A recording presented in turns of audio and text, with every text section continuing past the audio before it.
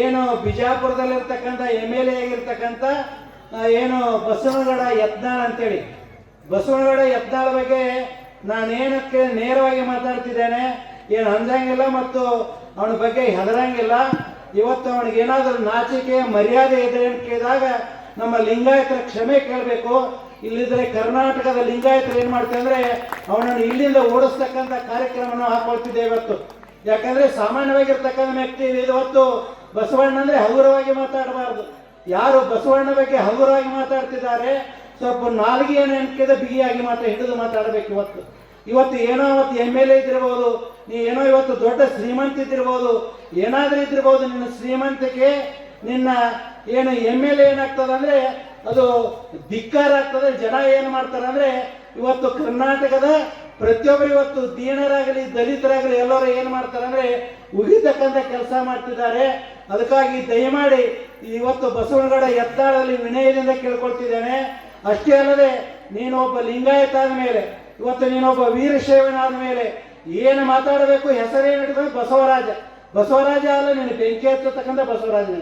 ಯಾಕಂದ್ರೆ ಅಂತ ಇವತ್ತು ಕನಿಷ್ಠವಾಗಿ ಮಾತಾಡ್ತೀಯಲ್ಲ. ಇವತ್ತು ಎಲ್ಲ ಕರ್ನಾಟಕದ ಎಲ್ಲ ಮಠಾಧೀಶರು ಖಂಡಿಸಿದ್ದಾರೆ. ಇವತ್ತು ಈಗಾಗಲೇ ಅಂತ ಕೇಳಿದ, ಅದಕ್ಕಾಗಿ ಬಸವನಗೌಡ ಯತ್ನಾಳದಲ್ಲಿ ಅಂತ ಕೇಳಿದಾಗ ನಾನು ಇವತ್ತು ಏನಂದ್ರೆ ಎದೆ ತಟ್ಟಿ ಹೇಳ್ತಿದ್ದೆ, ನೀನು ಏನು ಮಾಡಬೇಕಂದ್ರೆ ಇವತ್ತು ಕರ್ನಾಟಕದ ಪ್ರತಿಯೊಬ್ಬ ಜನತೆಯನ್ನು ನೀವು ಕ್ಷಮೆ ಕೇಳಬೇಕು.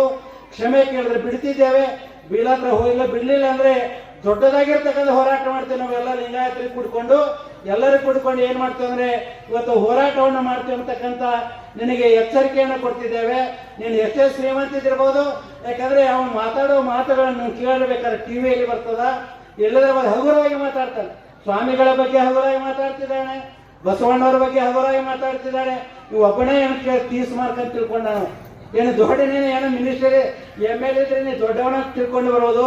ಇವತ್ತು ಸಮಾಜದಲ್ಲಿ ಕೇಳಿದಾಗ ಪ್ರತಿಯೊಬ್ಬ ಜನಾಂಗದವರು ನಿಮ್ಗೆ ಓಟಾಗಿ ಹಾರಿಸ್ತಿರ್ತಾರೆ. ನೀನು ಯಾರನ್ನು ಕೇಳಿದ್ರೆ ನೀನು ಒಬ್ಬನೇ MLA ಆಗಂಗಿಲ್ಲ. ನಿಮ್ಗೆಲ್ಲರೂ ಏನು ಮಾಡ್ತಾರೆ ಅಂದರೆ ಶರಣು ಸಲಗರ್ ಇರಲಿ, ನಮ್ಮ ಶೈಲೇಂದ್ರ ಇರಲಿ, ಎಲ್ಲರೂ ಏನು ಮಾಡ್ತಾರೆ ಅಂದರೆ ಓಟಾಗಿ ಯಾರಿಗೆ ಹಾರಿಸ್ತಿರ್ತಾರೆ. ಇವು ಜನಗಳಿಗೆ ನೀವು ಗೌರವ ಕೊಡಂಗಿಲ್ಲ ಅಂದ್ರೆ ಎಂಥ MLA ನಾನೇ ಬಸವಣ್ಣಿದ್ದೆ ಅಂತ ನಾಲಾಕಿ ಹೇಳ್ತಿದ್ದೆ ನಾವು.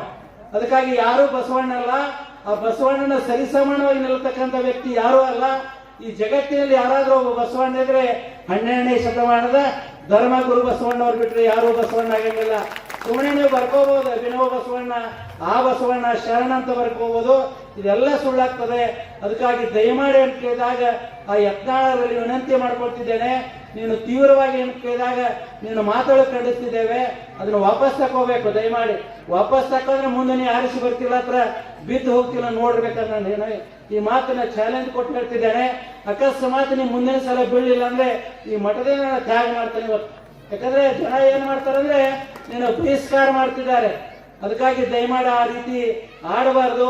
ಅದಕ್ಕಾಗಿ MLAಗಳಾದವರು ಮಂತ್ರಿಗಳಾದವರು ಸೌಜನ್ಯದಿಂದ ಮಾತಾಡಬೇಕು. ಸಿಕ್ಕಾಪಟ್ಟಿ ಮಾತಾಡೋದ್ರಲ್ಲಿ ಏನಾಗ್ತದೆ, ಸಮಾಜದಲ್ಲಿ ಹೊಲಸಾಗಿಬಿಡ್ತದೆ. ಏನು ಬಿಜಾಪುರದಲ್ಲಿರ್ತಕ್ಕಂಥ MLA ಆಗಿರ್ತಕ್ಕಂಥ ಏನು ಬಸವನಗೌಡ ಯತ್ನಾಳ್ ಅಂತೇಳಿ, ಬಸವನಗೌಡ ಯತ್ನಾಳ್ ಬಗ್ಗೆ ನಾನೇನಕ್ಕೆ ನೇರವಾಗಿ ಮಾತಾಡ್ತಿದ್ದೇನೆ, ಏನು ಅಂಜಂಗಿಲ್ಲ ಮತ್ತು ಅವನ ಬಗ್ಗೆ ಹೆದರಂಗಿಲ್ಲ. ಇವತ್ತು ಅವನಿಗೆ ಏನಾದರೂ ನಾಚಿಕೆ ಮರ್ಯಾದೆ ಇದೆ ಅಂತ ಕೇಳಿದಾಗ ನಮ್ಮ ಲಿಂಗಾಯತರ ಕ್ಷಮೆ ಕೇಳಬೇಕು. ಇಲ್ಲಿದ್ರೆ ಕರ್ನಾಟಕದ ಲಿಂಗಾಯತರು ಏನು ಮಾಡ್ತಾರೆ ಅಂದರೆ ಅವನನ್ನು ಇಲ್ಲಿಂದ ಓಡಿಸ್ತಕ್ಕಂಥ ಕಾರ್ಯಕ್ರಮವನ್ನು ಹಾಕೊಳ್ತಿದ್ದೇವೆ ಇವತ್ತು. ಯಾಕಂದರೆ ಸಾಮಾನ್ಯವಾಗಿರ್ತಕ್ಕಂಥ ವ್ಯಕ್ತಿ ಇವತ್ತು ಬಸವಣ್ಣ ಅಂದರೆ ಹಗುರವಾಗಿ ಮಾತಾಡಬಾರ್ದು. ಯಾರು ಬಸವಣ್ಣ ಬಗ್ಗೆ ಹಗುರವಾಗಿ ಮಾತಾಡ್ತಿದ್ದಾರೆ ಸ್ವಲ್ಪ ನಾಲ್ಗೆಯನ್ನು ಎಣ್ಕೆದ ಬಿಗಿಯಾಗಿ ಹಿಡಿದು ಮಾತಾಡಬೇಕು. ಇವತ್ತು ಏನೋ ಅವತ್ತು MLA ಇದ್ದಿರ್ಬೋದು, ನೀ ಏನೋ ಇವತ್ತು ದೊಡ್ಡ ಶ್ರೀಮಂತ ಇದ್ದಿರ್ಬೋದು, ಏನಾದರೂ ಇದ್ದಿರ್ಬೋದು. ನಿನ್ನ ಶ್ರೀಮಂತಿಕೆ ನಿನ್ನ ಏನು MLA ಏನಾಗ್ತದೆ ಅಂದರೆ ಅದು ಧಿಕ್ಕಾರ ಆಗ್ತದೆ. ಜನ ಏನು ಮಾಡ್ತಾರೆ ಅಂದರೆ ಇವತ್ತು ಕರ್ನಾಟಕದ ಪ್ರತಿಯೊಬ್ಬರು ಇವತ್ತು ದೀನರಾಗಲಿ ದಲಿತರಾಗಲಿ ಎಲ್ಲರೂ ಏನು ಮಾಡ್ತಾರೆ ಅಂದರೆ ಉಗಿತಕ್ಕಂಥ ಕೆಲಸ ಮಾಡ್ತಿದ್ದಾರೆ. ಅದಕ್ಕಾಗಿ ದಯಮಾಡಿ ಇವತ್ತು ಬಸವನಗೌಡ ಯತ್ನಾಳಲ್ಲಿ ವಿನಯದಿಂದ ಕೇಳ್ಕೊಳ್ತಿದ್ದೇನೆ. ಅಷ್ಟೇ ಅಲ್ಲದೆ ನೀನೊಬ್ಬ ಲಿಂಗಾಯತ ಆದ ಮೇಲೆ, ಇವತ್ತು ನೀನೊಬ್ಬ ವೀರಶೈವನಾದ ಮೇಲೆ ಏನು ಮಾತಾಡಬೇಕು, ಹೆಸರೇನು ಇಟ್ಕೊಂಡು ಬಸವರಾಜ ಅಲ್ಲ, ನೀನು ಬೆಂಕಿ ಹಚ್ಚತಕ್ಕಂಥ ಬಸವರಾಜ. ಯಾಕಂದ್ರೆ ಅಂತ ಇವತ್ತು ಕನಿಷ್ಠವಾಗಿ ಮಾತಾಡ್ತೀಯಲ್ಲ. ಇವತ್ತು ಎಲ್ಲ ಕರ್ನಾಟಕದ ಎಲ್ಲ ಮಠಾಧೀಶರು ಖಂಡಿಸಿದ್ದಾರೆ. ಇವತ್ತು ಈಗಾಗಲೇ ಅಂತ ಕೇಳಿದ, ಅದಕ್ಕಾಗಿ ಬಸವನಗೌಡ ಯತ್ನಾಳದಲ್ಲಿ ಅಂತ ಕೇಳಿದಾಗ ನಾನು ಇವತ್ತು ಏನಂದ್ರೆ ಎದೆ ತಟ್ಟಿ ಹೇಳ್ತಿದ್ದೆ, ನೀನು ಏನ್ ಮಾಡ್ಬೇಕಂದ್ರೆ ಇವತ್ತು ಕರ್ನಾಟಕದ ಪ್ರತಿಯೊಬ್ಬ ಜನತೆಯನ್ನ ನೀವು ಕ್ಷಮೆ ಕೇಳಬೇಕು.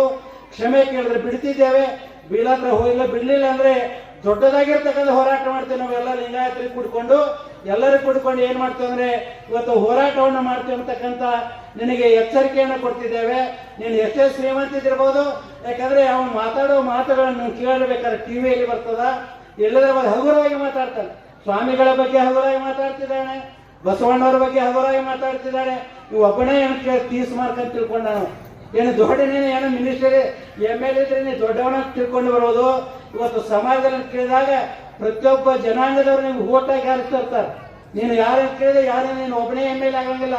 ನಿಮ್ಗೆ ಎಲ್ಲರೂ ಏನ್ ಮಾಡ್ತಾರೆ, ಶರಣು ಸಲಗರ್ ಇರಲಿ, ನಮ್ಮ ಶೈಲೇಂದ್ರ ಇರಲಿ, ಎಲ್ಲರೂ ಏನ್ ಮಾಡ್ತಾರೆ ಅಂದ್ರೆ ಓಟಾಗಿ ಯಾರಿಗೆ ಹಾರಿಸ್ತಿರ್ತಾರೆ.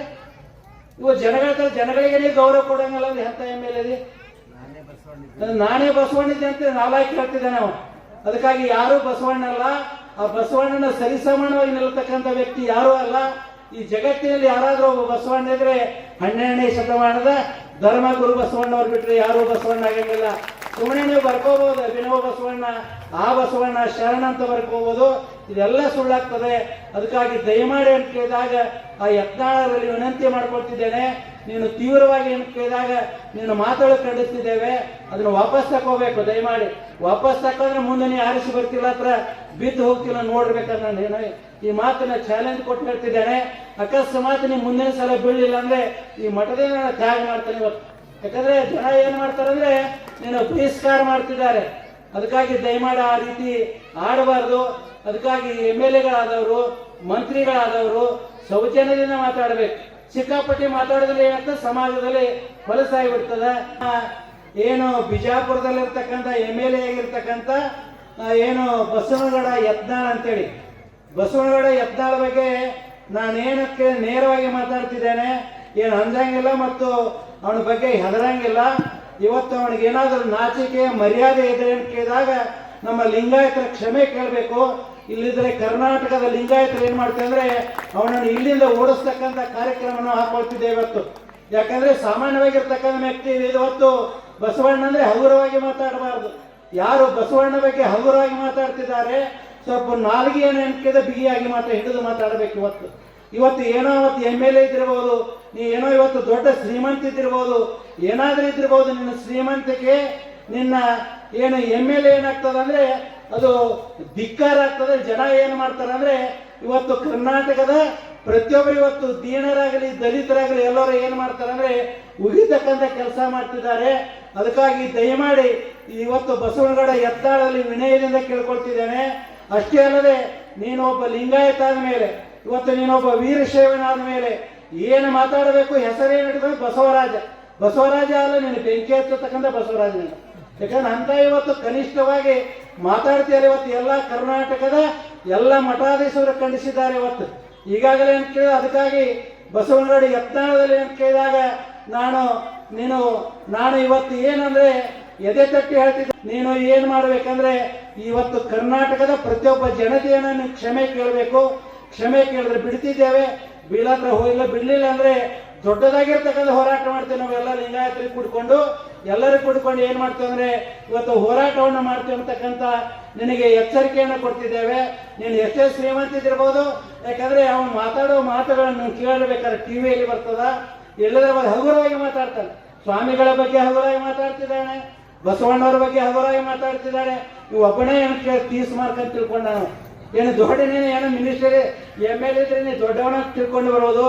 ಇವತ್ತು ಸಮಾಜದಲ್ಲಿ ಕೇಳಿದಾಗ ಪ್ರತಿಯೊಬ್ಬ ಜನಾಂಗದವ್ರು ನಿಮ್ಗೆ ಓಟಾಗಿ ಹಾರಿಸ್ತಿರ್ತಾರೆ. ನೀನು ಯಾರನ್ನು ಕೇಳಿದ್ರೆ ಯಾರು ನೀನು ಒಬ್ಬನೇ MLA ಆಗಂಗಿಲ್ಲ. ನಿಮ್ಗೆ ಎಲ್ಲರೂ ಏನ್ ಮಾಡ್ತಾರೆ ಅಂದ್ರೆ ಶರಣು ಸಲಗರ್ ಇರಲಿ, ನಮ್ಮ ಶೈಲೇಂದ್ರ ಇರಲಿ, ಎಲ್ಲರೂ ಏನ್ ಮಾಡ್ತಾರೆ ಅಂದ್ರೆ ಓಟಾಗಿ ಯಾರಿಗೆ ಹಾರಿಸ್ತಿರ್ತಾರೆ.